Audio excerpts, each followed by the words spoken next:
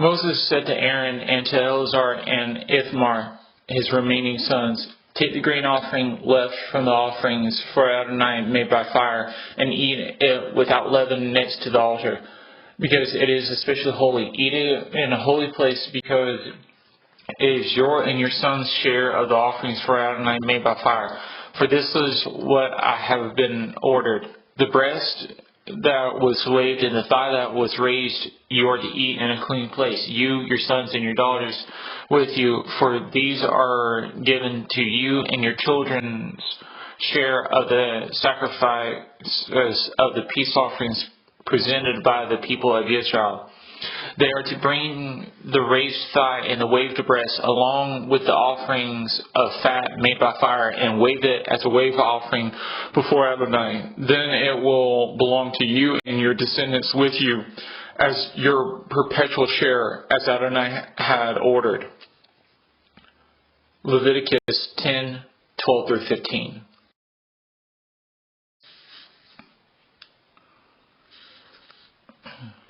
David and the army of 30,000 troops went to Judah to bring the Ark of the Testimony to Jerusalem. After taking it from the house of Abinadab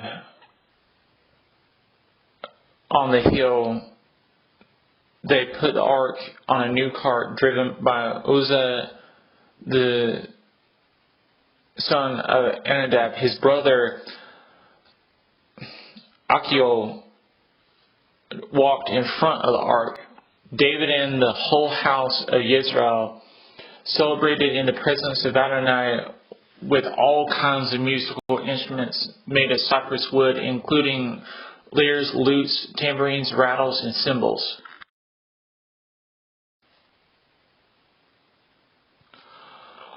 Upon reaching Nichan's threshing floor, the oxen stumbled and Uzzah put out his hand to steady the ark. This resulted in Uzzah being struck down for touching the ark. This death upset David and made him fearful. The king asked, "How can the ark of Adonai come to me?"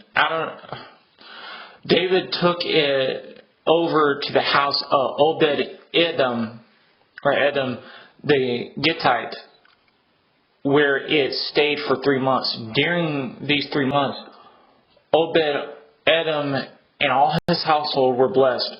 The place where Uzzah died was called Perez Uzzah.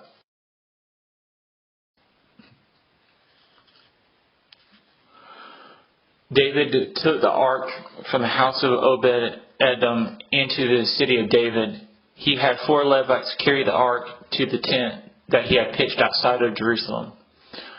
When they had gone only 6 paces, David slaughtered an ox and a fattened sheep. David, while wearing a linen ephod, danced and spun around with abandon before Adonai. David and the elders brought up the ark with shouting and the sound of the shofar. As the ark of Adonai entered the city of David, Michal, David's wife and daughter of Saul, watched King David worship from her window.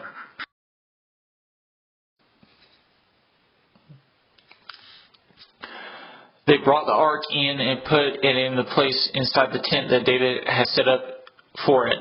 David offered burnt offerings and peace offerings before Adonai.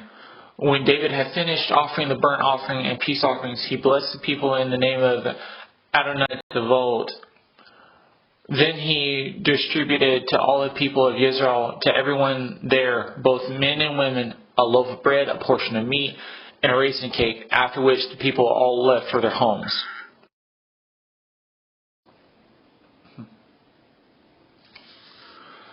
Amid his celebration of the ark's presence being there, Michal rebuked David for not acting as dignified as the king should. She was used to how dignified her father had become during worship, where he never acted like this in her lifetime. As such, she believed that a king should never worship without care or freely. This rebuke resulted in her being barren for the rest of her life.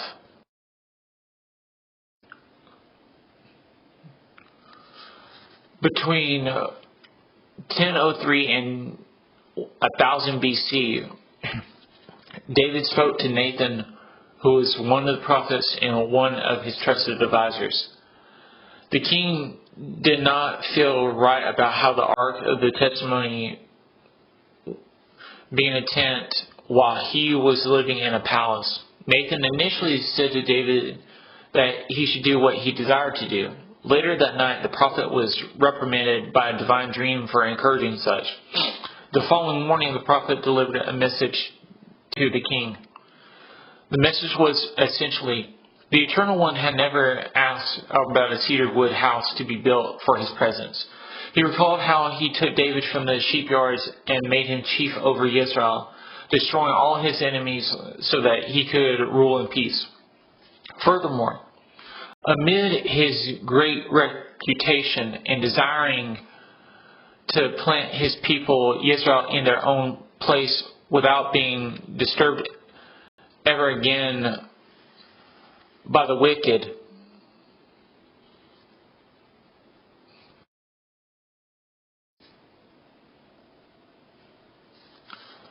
however, the Eternal One agreed to allow David to plan for a cedar wood house to be built. However, he would not be the one to build the house. Instead, a son would build it. The son would be like a son to him himself. As such, the son would retain grace even when he would need to be reproved. Moreover, David would be granted an eternal dynasty. 2 Samuel 6, 1 through 7:17.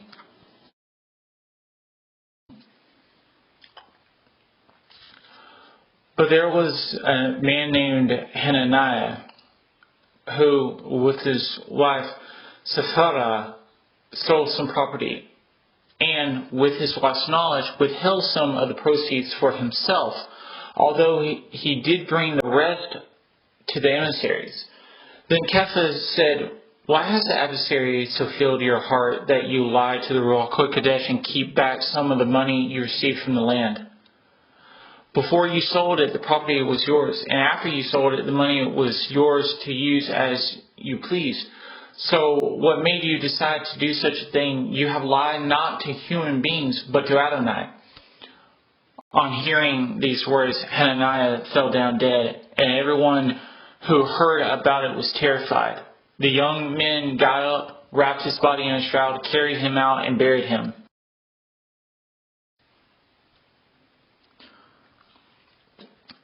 Some 3 hours later, his wife came in, unaware of what had happened. Kepha challenged her, "Tell me, is it true that you sold the land for such and such a price?" "Yes," she answered, "that is what we were paid for it." But Kepha came back at her, "Then why did you people plot to test the Spirit of the Lord? Listen, the men who buried your husband are at the door. They will carry you out too." Instantly she collapsed at his feet and died. The young men entered, found her there dead, carried her out, and buried her beside her husband. As a result of this, great fear came over the whole Messianic community, and indeed over everyone who heard about it. Acts 5, 1 through 11.